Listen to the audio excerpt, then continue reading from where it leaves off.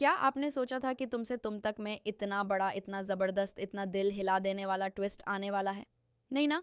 क्योंकि जो अभी इस सीरियल में हो रहा है वो देखकर आपकी सांस रुक जाएगी, दिल की धड़कन तेज़ हो जाएगी और आंखें फटी की फटी रह जाएंगी। जी हाँ दोस्तों, सीरियल तुम से तुम तक में आ गया है। बहुत ही धमाकेदार ट्विस्ट, एक ऐसा मोड़ जो किसी ने एक्सपेक्ट नहीं किया था, जो पूरी कहानी को एक नई दिशा में ले जाने वाला है। और इस ट्विस्ट के केंद्र में है हमारा आर्यवर्धन सर, जिन्होंने कुछ ऐसा कह दिया है, कुछ ऐसी चुनौती स्वीकार कर ली है कि अब पूरा खेल बदलने वाला है। तो अगर आप भी इस सीरियल के दीवाने हैं, अगर आप भी आर्य और अनु की प्रेम कहानी के लिए दिल से दुआएं मांगते हैं, तो यह वीडियो पूरी देखिए, क्योंकि आज हम आपको वो सब बताने वाले हैं जो आगे होने वाला है। और बिलीव मी, यह जानकारी आपके होश उड़ा देगी। दोस्तों, जहां पर आर्यन ने चेतावनी दे दी है, हाँ, आपने बिल्कुल सही सुना, चेतावनी। लेकिन यह चेतावनी कोई नकारात्मक नहीं है। यह एक ऐसी चेतावनी है जो प्यार से भरी हुई है, जज्बे से भरी हुई है, हौसले से भरी हुई है। आर्यन ने अब गोपाल जी को कह दिया है कि 7 दिनों के अंदर मैं आपका दिल जीत कर रहूँगा, फिर चाहे मुझे कुछ भी क्यों ना करना पड़े। ज़रा सोचिए, एक इंसान जो इतना सेल्फ रिस्पेक्टिंग है, जो इतना कैपेबल है, जो इतना पढ़ा लिखा है, जो एक सफल टीचर है, वो एक लड़की के बाप के सामने खड़े होकर ये कह रहा है कि मैं आपका दिल जीतूंगा। ये कोई कमज़ोरी नहीं है दोस्तों, ये सच्चे प्यार की ताकत है। और इस बात को सुनकर गोपाल जी ने क्या कहा? उन्होंने कहा, ठीक है, मुझे मंजूर है।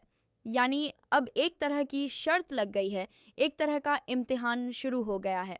और यह इम्तिहान न सिर्फ आर्यन का है, बल्कि यह इम्तिहान है उस प्यार का जो आर्य और अनु के बीच पनप रहा है। एक ऐसा प्यार जिसे समाज की दीवारें, परिवार की रुकावटें और एक पिता की जिद रोकने की कोशिश कर रही है। तो आखिर यह सब होता कैसे है और क्यों करते हैं आर्यवर्धन सर ऐसा? चलिए बताते हैं। लेकिन हाँ, अगर अभी तक आपने हमारे चैनल को सब्सक्राइब नहीं किया है तो जल्दी से कर लीजिए, क्योंकि आने वाले एपिसोड्स में और भी बड़े बड़े धमाके होने वाले हैं और हम चाहते हैं कि आप एक भी अपडेट मिस ना करें। जहां आप आने वाले ट्विस्ट में देखने वाले हैं कि यहाँ पर मोहित जब मना करके जा चुका होता है, यानी मोहित ने साफ मना कर दिया है, वो इस पूरे मामले से दूर हो गया है। तो इसके बाद जो गोपाल जी होते हैं वह आर्यवर्धन सर को उल्टा सीधा बोलते हैं। जी हाँ, गोपाल जी का गुस्सा 7वें आसमान पर होता है। वो आर्यवर्धन सर पर आरोप लगाते हैं, उन्हें बुरा भला कहते हैं, जैसे मानो सारी गलती सिर्फ आर्यवर्धन सर की ही हो। जिसके बाद आर्यवर्धन सर वहाँ से निकल जाते हैं अपने घर के लिए। अब आप सोच रहे होंगे कि चलो कम से कम वो चले गए, अब शांति होगी। लेकिन नहीं, इसके बाद भी वह रुकते नहीं हैं। मतलब गोपाल जी वो बार बार कोस रहे होते हैं यहाँ पर आर्य को, मानो जैसे वो एक ही रिकॉर्ड बजाए जा रहे हों। आर्य गलत है, आर्य ने गलत किया, यह रिश्ता नहीं होना चाहिए। लेकिन दोस्तों, कहते हैं ना कि जब घर में ही कोई सच का साथ दे दे तो बड़े से बड़े जिद्दी को भी रुकना पड़ता है। तभी तभी एक आवाज़ आती है जो पूरे माहौल को बदल देती है।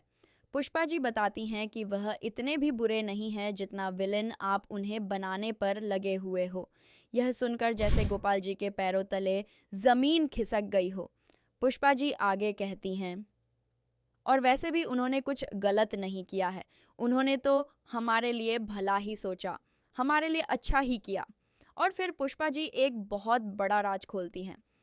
आपको पता भी नहीं है कि जब अनु कल गई थी, वो कोई मंदिर वंदिर नहीं गई थी, वो आर्य सर से मिलने गई थी, क्योंकि ये दोनों भागने वाले थे।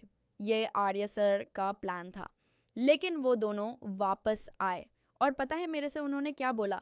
कि सिर्फ आपके लिए वो कोई गलत कदम नहीं उठाना चाहते। दोस्तों, यह मोमेंट कितना पावरफुल है।